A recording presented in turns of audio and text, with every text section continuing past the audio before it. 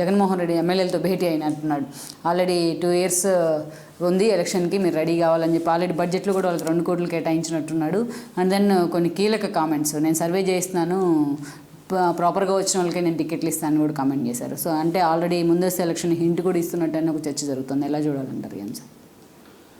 జగన్మోహన్ రెడ్డి గారు 2017 సంవత్సరంలో YCP party plenary పెట్టారు. అంటే దాదాపు 5 సంవత్సరాల క్రితం. 2017 తర్వాత ఇప్పటిదాకా పార్టీ ప్లేనరీ పెట్టలేదు. రెండోది, ఆయన ముఖ్యమంత్రిగా ఎన్నికైన తర్వాత ఆయన్ని లెజిస్లేటర్ పార్టీ ఎన్నుకోవడానికి లెజిస్లేటర్ పార్టీ సమావేశమైంది. ఆ తర్వాత ఇంకొక 2 నెలల్లో మళ్ళీ ప్రమాణ స్వీకారం చేసి 3 సంవత్సరాలు పూర్తిగా వస్తున్న తరుణంలో ఈ 3 సంవత్సరాలుగా ఆయన కనీసం ఒక్కసారి కూడా లెజిస్లేటర్ పార్టీ మీటింగ్ పెట్టలేదు. వాళ్ళందరితోటి వాళ్ళ ఇష్యూస్ ఏమున్నాయి అనేది మాట్లాడే ప్రయత్నం చేయలేదు. అసలు చాలామంది అయితే ఆయన సమావేశాల్లోనే ఎక్కడో పబ్లిక్ ఫోరంలో చూడటం తప్పితే ఆయనతోటి 1-to-1 ఇంటరాక్ట్ అయిన సందర్భాలే లేవు. వాళ్ళకి అసలు అపాయింట్మెంట్ ఇవ్వడం కూడా లేదు. కాకపోతే ఏంటంటే ఇప్పుడు ఎప్పుడైతే మొన్న మంగళగిరి దగ్గర ఇప్పటం గ్రామంలో జనసేనకు సంబంధించి వాళ్ళు ఆవిర్భావ సభ పెట్టుకొని ఆ సభ వేదికగా పవన్ కళ్యాణ్ గారు ప్రభుత్వ వ్యతిరేక ఓటు చీలకుండా చూసుకుంటాను నేను అని చెప్పని ఒక మాట చెప్పడం ద్వారా ఇప్పటివరకు ఏంటంటే వీళ్ళకున్న హోప్ ఏంటంటే బీజేపీ జనసేన విడిగా పోటీ చేస్తే తెలుగుదేశం విడిగా పోటీ చేస్తుంది. అట్లా పోటీ చేసిన పక్షంలో ప్రభుత్వ వ్యతిరేక ఓటు అనేది చీలికి వచ్చి ఉత్తరప్రదేశ్లో బీజేపీ ఎట్లా గెయిన్ అయింది అదేవిధంగా కూడా మాకు గెయిన్ అవడానికి స్కోప్ ఉంది అని చెప్పని ఒక ఆశలో ఉన్నారు ఇప్పటిదాకా. ఎప్పుడైతే ఆ పవన్ కళ్యాణ్ గారి నోటి నుంచి స్వయంగా స్టేట్మెంట్ వచ్చిందో, ఎందుకంటే వీళ్ళకి ఊతం చేకూర్చింది ఏంటి అంటే కుప్పంలో చంద్రబాబు నాయుడు గారిని అక్కడ ఒక అభిమాని జనసేన గురించి మనం ఎటువంటి వైఖరి తీసుకోవాలని చెప్పని అడిగినప్పుడు ఆయన మనం 1-sidedగా లవ్ చూపిస్తే సరికాదు కదా, వాళ్ళ సైడ్ నుంచి కూడా ఉండాలి, ఇది మ్యూచువల్గా ఉండాలి అని చెప్పని ఆయన చెప్పినప్పుడు జనసేనకు సంబంధించిన శ్రేణులు వాళ్ళ అధికార ప్రతినిధులు కానీ వాళ్ళ సోషల్ మీడియా కానీ చంద్రబాబు నాయుడు గారిని తెలుగుదేశం పార్టీని చులకం చేస్తా మీకు మేము రేపు సీట్లు కేటాయించుతాము, మీరు మా పొత్తు కోసం పాకులాడుతున్నారు అని చెప్పని చంద్రబాబు నాయుడు గారి స్థాయిని కించపరుస్తా వాళ్ళు ఆ మాట్లాడిన దాని మీద ఏంటంటే వీళ్ళకి ఒక నమ్మకం ఏంటంటే ఈ 2 శ్రేణుల మధ్య పోడ్చలైన అగాధం ఉంది. ఎట్టి పరిస్థితుల్లో ఈ 2 పార్టీలు మళ్ళీ తిరిగి కలిసి పనిచేయడం జరగదు. బీజేపీ పార్టీతోటి అలయన్స్ పార్ట్నర్గా ఉన్న జనసేన పవన్ కళ్యాణ్ గారు ఎట్టి పరిస్థితుల్లో చంద్రబాబు నాయుడు గారితో మళ్ళీ కలిసి ప్రయాణం చేయడం అనేది సాధ్యం కాదు అన్న ఒక నమ్మకంలో ఉన్నారు వీళ్ళు. అయితే ఏంటంటే చిరంజీవి గారిని పిలిపించి మాట్లాడింది కూడా ఇటువంటి ఇష్యూ గురించి మాట్లాడారని చెప్పనే వచ్చింది. చిరంజీవి గారు కూడా మా తమ్ముడు నా మాట వినడు అని చెప్పని ఆయన ఆసక్తితో వెలుబుచ్చినట్టుగా కూడా తెలిసింది. కాబట్టి ఏంటంటే ఒకటి నాటు సారా విషయంలో ప్రభుత్వం బ్లేటెంట్గా బొంకి అది సహజ మరణాలని చెప్పటం, అక్కడ ఆధారాలు పూర్తిగా ప్రభుత్వాన్ని ఎండగట్టడం, ఆ ఎండగట్టిన దాని మీద ఏంటంటే చంద్రబాబు నాయుడు గారు అటెండ్ కాకుండా కూడా చాలా కొద్ది మంది ఉన్న తెలుగుదేశం లెజిస్లేటర్ పార్టీ కూడా గవర్నర్ ప్రసంగాన్ని అడ్డుకున్న తీరు కానీ ఈ నాటు సారా ఇష్యూని సభలో రేపెత్తి స్టాల్ చేసి వీళ్ళని ఉక్కిరి బిక్కిరి చేసిన తీరు, వీళ్ళు కూడా ఫ్రస్ట్రేషన్లోకి వచ్చి ఏం మాట్లాడుతుంది కూడా అర్థం కాకుండా కొడాల నాని అయితే చంద్రబాబు నాయుడు గారిని రామోజీరావు గారిని పూర్తిగా దోషాలకే కన్ఫైన్ అయిపోయారు. మంత్రి కన్నబాబు అట్లాగే మాట్లాడాడు, జోగి రమేష్ అట్లాగే మాట్లాడాడు, బొత్స సత్యనారాయణ గారు అట్లాగే మాట్లాడాడు.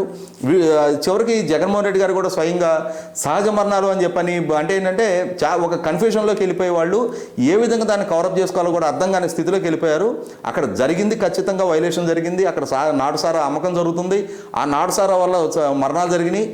దాన్ని కప్పిపెట్టే ప్రయత్నం చేయకుండా వాళ్ళు కూడా వాస్తవంగా అడ్మిట్ అయ్యి కరెక్టే జరిగింది ఇంకోసారి జరగకుండా చూసుకుంటామని చెప్పానంటే అంటే అంచెనిష్ఠూరం కంటే ఆదినిష్ఠూరం మేలని చెప్పని ఒక మాటతోటి అయిపోయేదానికి దాన్ని కవరప్ చేసే ప్రయత్నం చేసేటప్పటికి ఒక అబద్ధాన్ని కప్పిపెట్టుకోవడానికి 100 అబద్ధాలు ఆడాల్సి వచ్చింది. వీళ్ళ అబద్ధాలన్నీ ఎక్స్పోజ్ అవుతూ ఉండేటప్పటికి ఆ ఫ్రస్ట్రేషన్లోకి వచ్చేసాడు ఆయన. దాంతో ఆయన ఇప్పటి వరకు ఎప్పుడూ మాట్లాడని విధంగా ఆయన చాలా కన్విన్సింగ్గా తెలుగుదేశం శాసనసభ్యులకి వినమ్రపూర్వకంగా వేడుకుంటున్నాను నేను, మీరు సహకరించండి అని చెప్పని నిన్న సభలో ప్రసంగం చేశాడు అంటేనే ఖచ్చితంగా ఆయన డిఫెన్స్ మోడ్లోకి వెళ్ళారనేది అర్థమవుతుంది. ఒక పక్క వివేకానంద రెడ్డి గారి కేసుకు సంబంధించిన వాస్తవాలు బయటకు వస్తున్నాయి.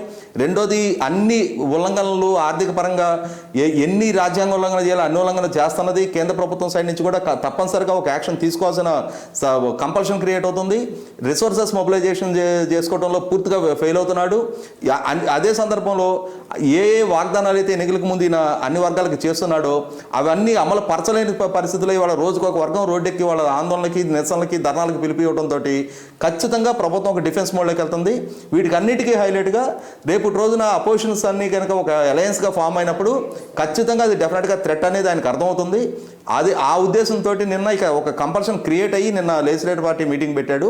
వాళ్ళు మీటింగ్ పెట్టి కూడా ఏంటంటే అంతకుముందు ఎట్లుండేదంటే నేనే సర్వం సహా నా బొమ్మతోటే మీరందరూ గెలిచారు తప్పితే మీకంటూ సొంత వ్యక్తిత్వాలు, మీకంటూ సొంత క్రెడిబిలిటీ ఏం లేదు, నేను టికెట్ ఇస్తే మీరు ఇవాళ ఈ హోదాలు వచ్చినాయి అని చెప్పిన ఒక అహంభావంతో ఉన్న వ్యక్తి నిన్న మొన్నటి వరకు ఎన్నికలకు అయ్యి అధికార స్వీకారం చేపట్టినప్పుడు 2.5 సంవత్సరాలకి మిమ్మల్ని మంత్రివర్గాన్ని మార్పు చేర్పులు చేస్తాను మీ పనితీరు ఆధారంగా అని చెప్పిన వ్యక్తి ఆ రోజు యాస్పిరెంట్స్ చాలామంది ఉన్న దాని మీద కొంతమందికి అవకాశం ఇచ్చిన తర్వాత మిగిలిన సీనియర్లందరికీ నేను 2.5 years తర్వాత అకామిడేట్ చేస్తానని చెప్పని అష్యూర్ చేసిన వ్యక్తి నవంబర్ 30 తారీఖే 2.5 సంవత్సరాలు పూర్తయిపోయిన తర్వాత ఇంకొక 4 నెలల్లో ఇప్పటికీ కూడా దాని మీద ఒక డెసిషన్ తీసుకోలేని అంత ఆసక్తతలో ఆయన పడిపోయాడు అంటేనే ఖచ్చితంగా ఆయన కూడా ఇప్పుడు మళ్ళీ మంత్రివర్గ పునర్వ్యవస్థీకరణ లాంటి ఒక నిర్ణయం తీసుకుంటే ఇప్పుడు పదవులు పోయిన వాళ్ళ రియాక్షన్స్ ఎట్లా ఉంటాయి, లేదు ఇప్పుడు అకామిడేట్ అయిన వాళ్ళు కాకుండా ఇంకా మిగిలిన ఆస్పిరెంట్స్ ఎవరైనా ఉంటే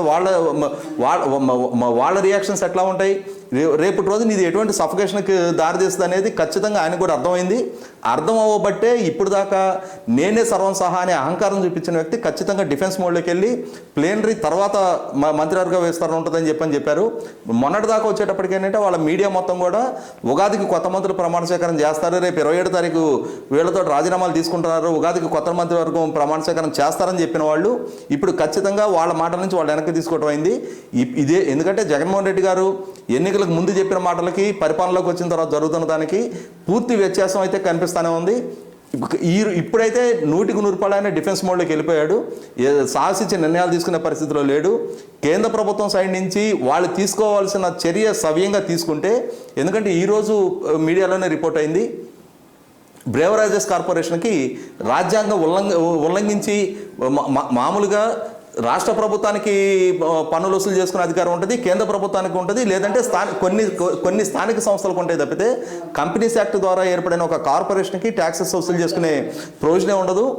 ఆయన స్పెషల్ మార్జిన్ కింద బ్రెవరేజెస్ కార్పొరేషన్ 5,000 కోట్ల రూపాయలు వాళ్ళకి ఆదాయం సమకూర్చే ప్రయత్నం జరుగుతుంది, దానికి చట్ట సవరణ చేయబోతున్నారు అంటేనే వాస్తవంగా అది కాన్స్టిట్యూషన్ బేసిక్ ప్రిన్సిపల్కి అగ్నిస్ట్ అవుద్ది.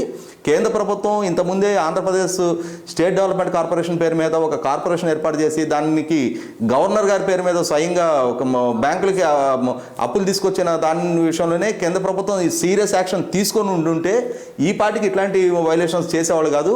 ఇంతకు ముందే చాలా సందర్భాల్లో చీఫ్ సెక్రటరీలు, ప్రిన్సిపల్ సెక్రటరీ, పంచాయతీరాజ్ సెక్రటరీ, వీళ్ళ ఫైనాన్స్ సెక్రటరీ అందరూ కోర్టు ముందుకెళ్ళి దోషులుగా నిలబడ్డారు, క్షమాపణ చెప్పుకున్నారు.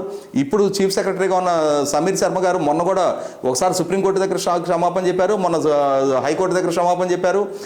ఫైనాన్స్ సెక్రటరీగా ఉన్న రావత్ అయితే అసలు ఎన్ని సందర్భాల్లో కోర్టుకు అటెండ్ అయ్యారు కూడా అర్థంగా ఆయనకే గుర్తులేదు. ఈ రావత్తు అసమర్థత మూలనే వాస్తవంగా ఆంధ్రప్రదేశ్ ఎకానమీ అనేది ఇంత అధ్వానంగా తయారైంది. పొలిటికల్ బాసులుగా ఉన్న వాళ్ళకి అవగాహన లేకుండా ప్రిన్సిపల్ సెక్రటరీలుగా ఉన్నవాళ్ళు, ఫైనాన్స్ సెక్రటరీగా ఉన్నవాళ్ళు వాళ్ళు దాన్ని అడ్వైజ్ చేయాల్సిన అవసరం వాళ్ళకు ఉంది. వాళ్ళకి ఆ సివిల్ సర్వీసెస్ నుంచి చదువుకున్న వాళ్ళని అపాయింట్ చేసుకునేది ప్రభుత్వానికి సలహా సంప్రదింపులు ఇవ్వడం కోసమే. అటువంటి విషయంలో పూర్తిగా సివిల్ సర్వెంట్స్ కూడా మాకెందుకులే అని చెప్పని ప్రభుత్వం ఏ ఉల్లంఘనకు పాల్పడుతుంటే వాటికి వీళ్ళు కూడా వత్తాసు పలుకుతూ ఉన్నారు. ఖచ్చితంగా దాని పర్యవసానం ఏంటంటే మనకు అందరికీ అర్థమవుతున్నది, కేంద్ర ప్రభుత్వం ఆంధ్రప్రదేశ్ పట్ల తీసుకోవాల్సినంత స్ట్రింజెంట్ యాక్షన్స్ తీసుకోవట్లేదు. వీళ్ళని చూసి చూడనట్టు వీళ్ళు ఎన్ని ఉల్లంఘనలు చేసినా కూడా ఊరుకుంటానన్నది మనకు అందరికి అర్థమవుతుంది. ఇప్పటికైనా కేంద్ర ప్రభుత్వం ముందుకు వచ్చి ఒక సవ్యమైన నిర్ణయం తీసుకొని వీళ్ళ మీద కఠినమైన చర్యలు తీసుకోవాలని చెప్పని ప్రజలందరూ కూడా కోరుకుంటున్నారు. ఈ వీడియో మీకు నచ్చినట్లయితే please share, like and subscribe R24 Telugu.